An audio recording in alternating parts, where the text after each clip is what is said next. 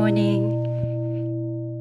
It is joy to be here with you at the One Dharma Center.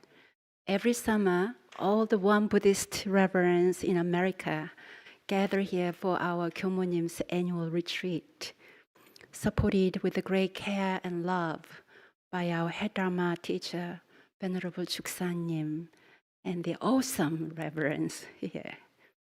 So this place feels like my second home. Gratitude, a path to healing. I believe gratitude can change everything. Would you agree? The more grateful I am, the more blessings I receive.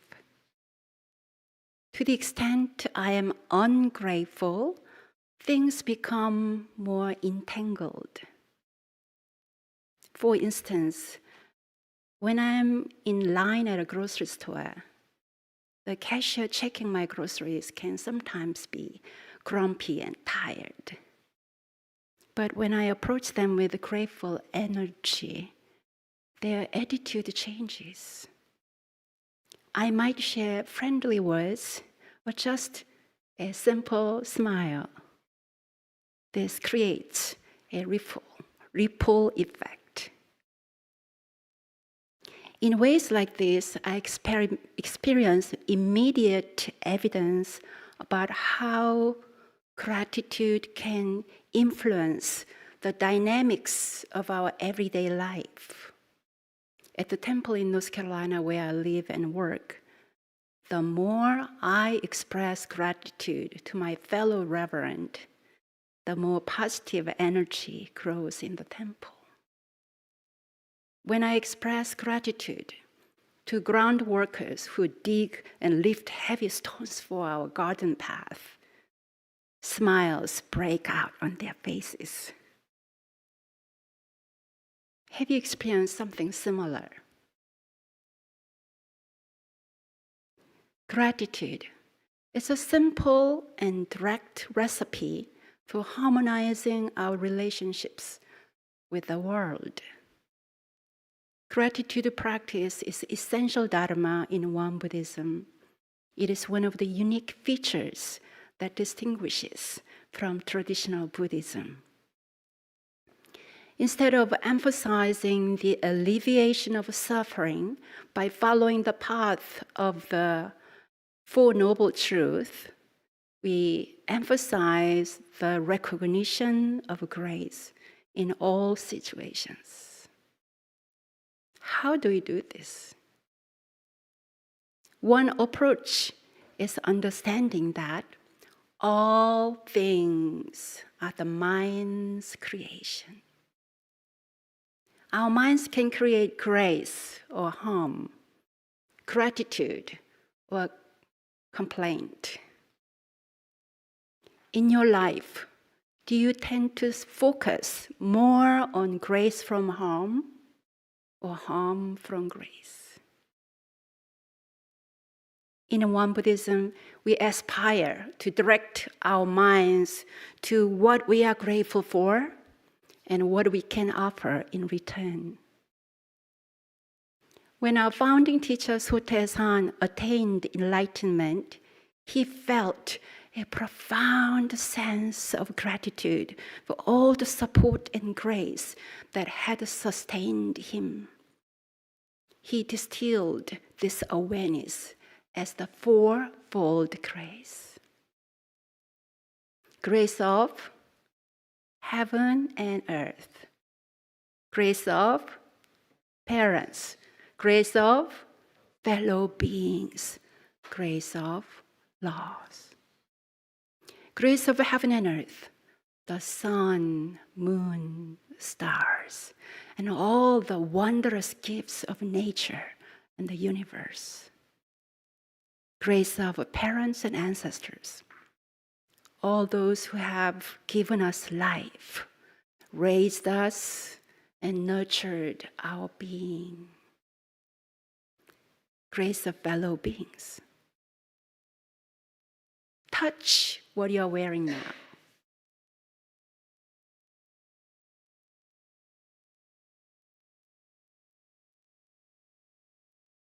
and reflect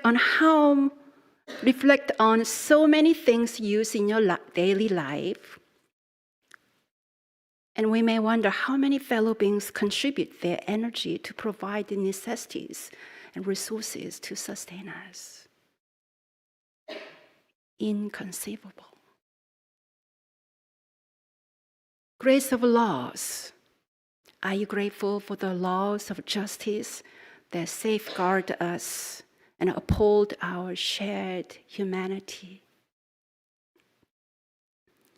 The teaching of the fourfold grace encompasses countless indispensable blessings and reminds us of the many things in life we often take for granted.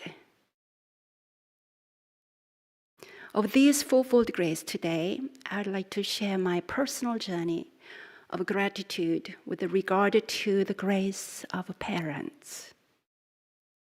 During my childhood, my mother was not well, often used alcohol to cope with her mental and emotional instability. There was frequent violence and turmoil in my home. I often composed poems about my mom as my own way to cope. Here is one of the poems I wrote as a teenager, translated from Korean. It is rather intense. I wish I could fly far to a star, or to the moon, or to the highest mountain, or even just to a dream. One night, dreaming, Mother cracked my head with an axe. I'd rather have that dream than watch her cry out, vomiting through the smell of rice liquor. As a girl's ventilating window, a scribbled notebook whispers,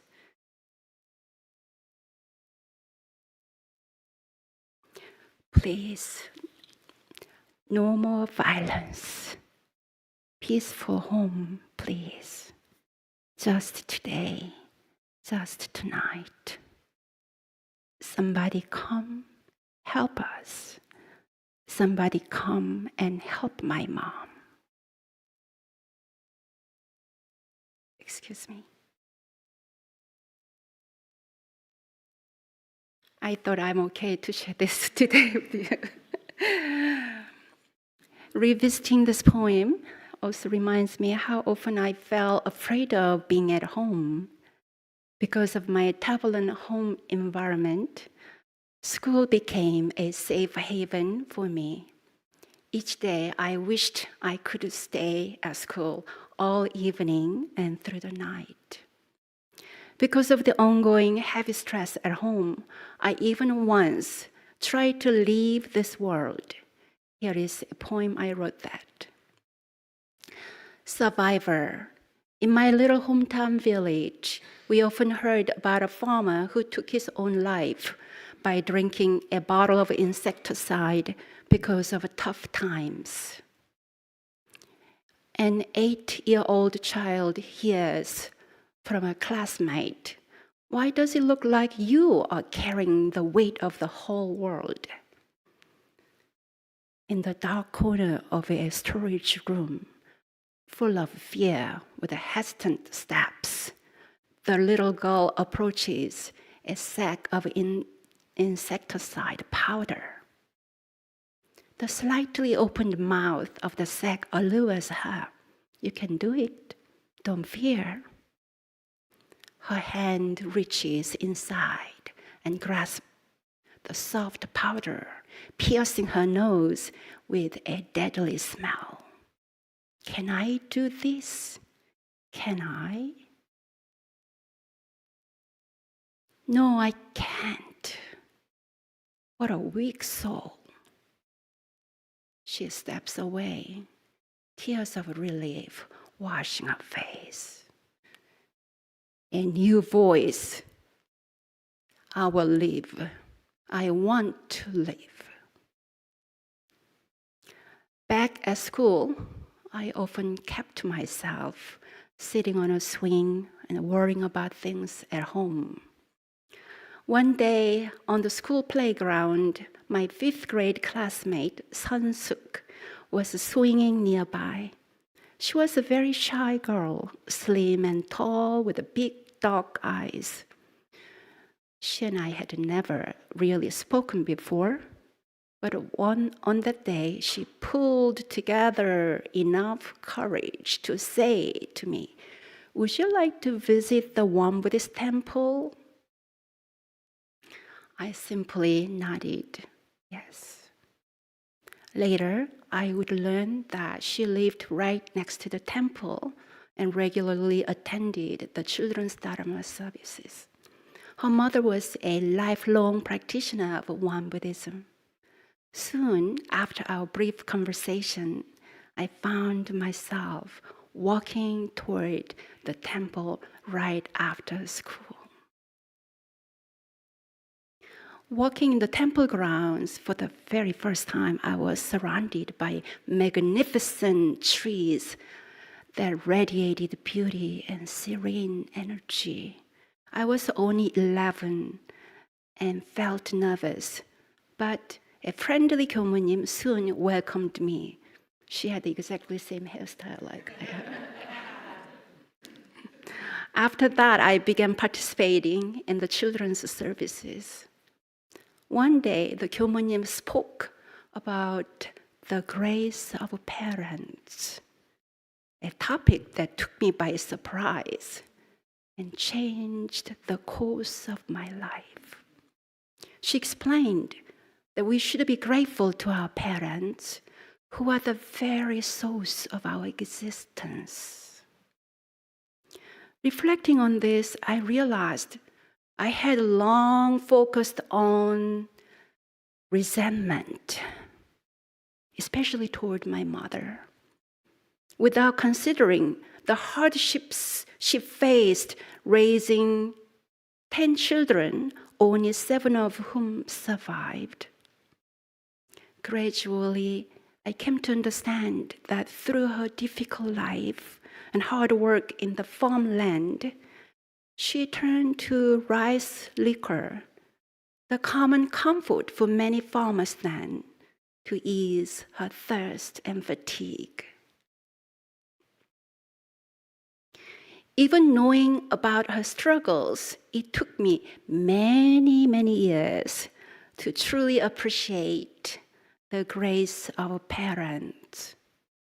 In my college seminary days, visits to my mother often left me sleepless, haunted by worry and anxiety. Yet, my Dharma practice in Won Buddhism is getting deepened, and that helped me slowly cultivate compassion for her, coming to understand the unhealed wounds and burdens she carried from her own upbringing.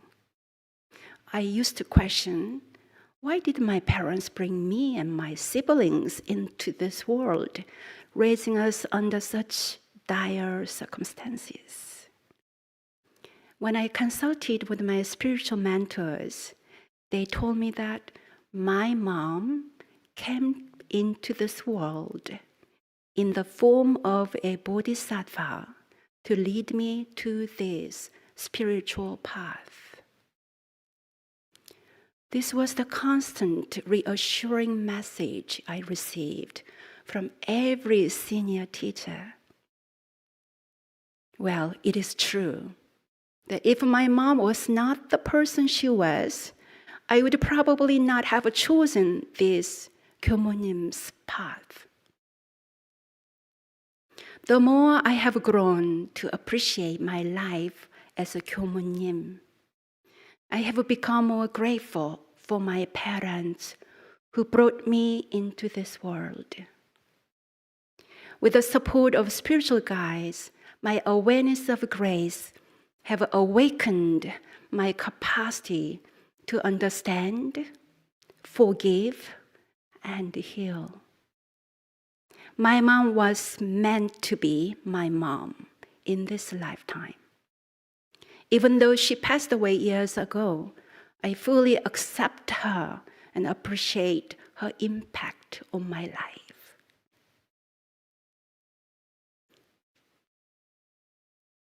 Anyone seen total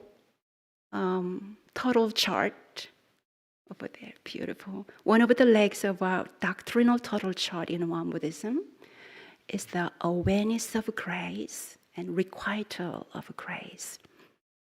The principal book of Won Buddhism describes this as deeply feeling and knowing the contents of the graces we have received from heaven and earth, parents, fellow beings, and laws. We model ourselves wholeheartedly on the way of indebtedness. Even if there is a situation in which we feel resentful, we can respond gratefully by recognizing the source from which all grace thrives. Deeply feeling and truly knowing the grace we have received. This line from our scripture book always resonates with me. It expresses a Dharma that is accessible to all of us.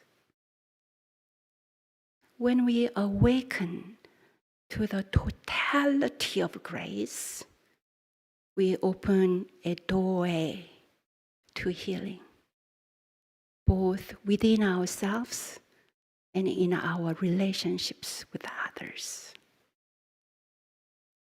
Gratitude turns what we already have into more than enough. This is not just a theory. This is a powerful truth. During the gratitude retreat this week, I have witnessed the door of healing opening to many. How inspiring. But gratitude practice as a healing path takes more than a week. It is a lifetime journey. Little by little, through daily practice, we uncover this treasure, the power of gratitude. At times, our practice is like excavation, gently uncovering the beneficence surrounding us. In our life journeys, as vulnerable beings, we all experience wounds and scars in our minds, hearts, and bodies. It is our choice whether we perceive the container of life as half empty or half full. When life feels dark and it's hard to find grace in relationships with our parents or anyone else, we can seek the support of trusted guides, staying close to our Dharma community. As we heal our wounds, we become a healing presence for others. Without grace of parents, I would not be here with you today. And you would not be here with me. May our healing journeys continue and bring joy and grace to all sentient beings.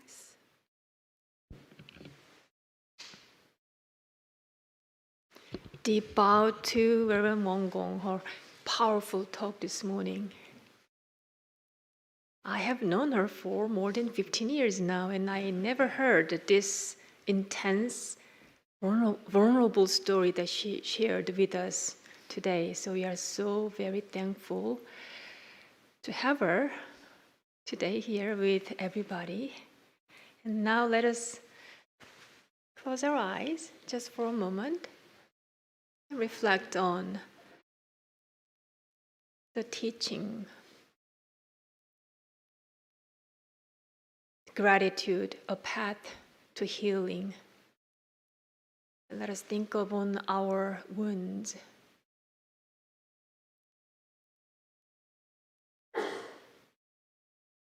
We can adopt the teaching of gratitude as one powerful way to walk to our wounds and to be healed, and also heal others' wounds as well.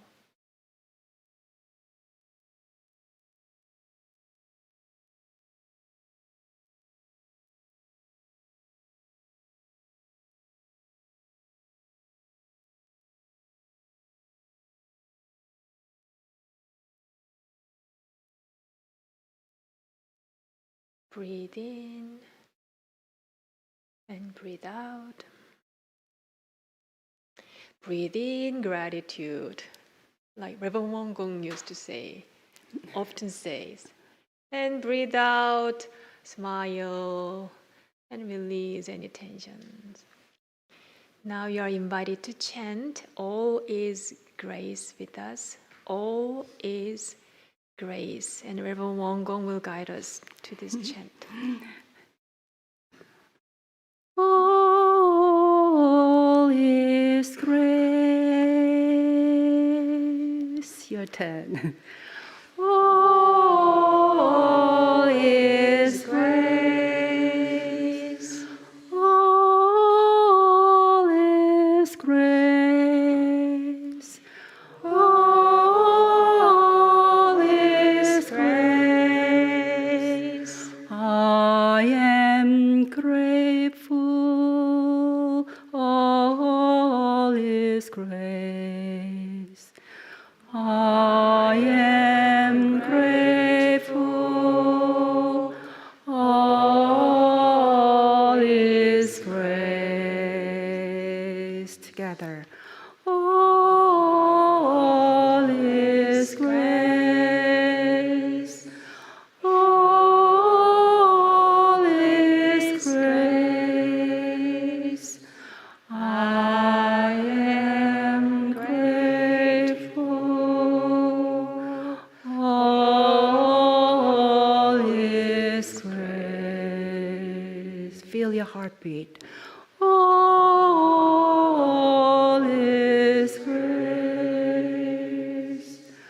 All is grace. I am grateful. All is grace. Let your heart chant. All is grace. All is grace. I am grateful. All is grace. All is grace. All is grace. I am grateful. All is grace. One more last.